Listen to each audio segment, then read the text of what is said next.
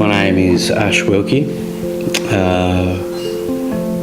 former Australian Army soldier. Both of my grandfathers served in World War II, and both of those men were quite revered within our families.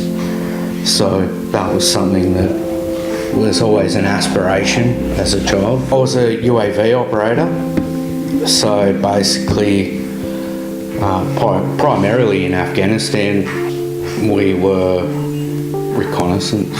I was in the surveillance and target acquisition battery, the regiment, of the military. So if there was an intended target, we would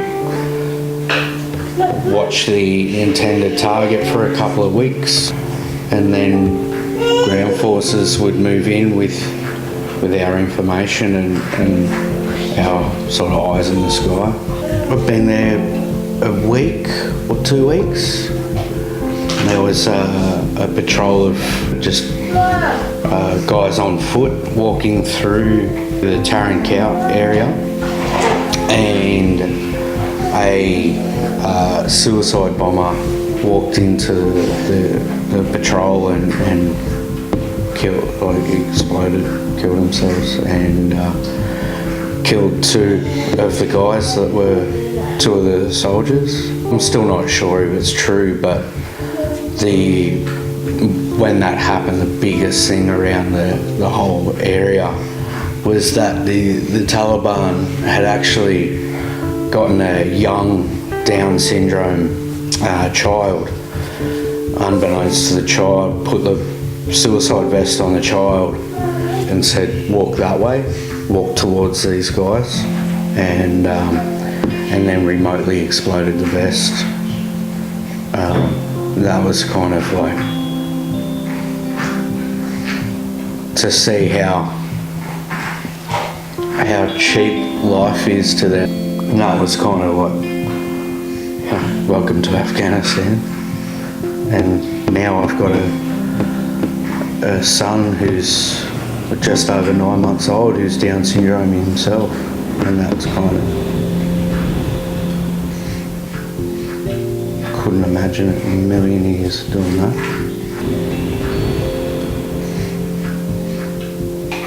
I'd been sort of on our psychological screens. You have one while you're in country, and then you have one just after you get home, and I was flagged in both of those to need further evaluation, but I fell through the cracks. I used to have lots of nightmares and what are they called, night terrors, and social situations, big crowds, big sort of uncontrollable public situations. Just couldn't do it. Well, we wish that the initial psychological screenings had have come through and we were able to just get on top of it then it wouldn't have gotten out of control. The symptoms of PTSD become so ingrained in me that kind of, once I established recognition that I had them, it was something I couldn't just shake off. Ella started getting a bit frustrated with how I was acting. Drinking was a huge thing for me. As soon as I had the diagnosis that I had post-traumatic stress, I was like, what am I going to do to sort this shit out?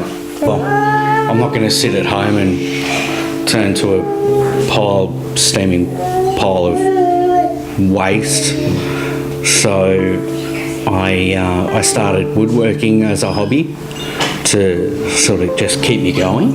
I purely did it because it was just good for my well-being. Dovetails For Diggers is about getting guys engaged, getting them off their ass, and they can make something that they can proudly display their medals in.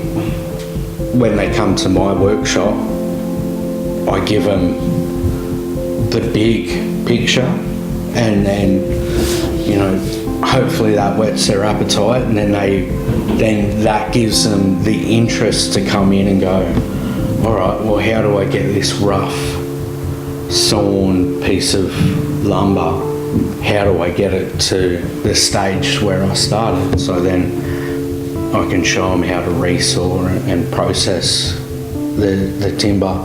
It's not cheap to set up. It's really not cheap to set up. And obviously I'd like to offer this to the guys at little to no cost of their own, and just to be able to rock up and have everything there for them ready to go. I am trying to get guys out of the house and get them to learn a hobby and hopefully help them move on, start healing.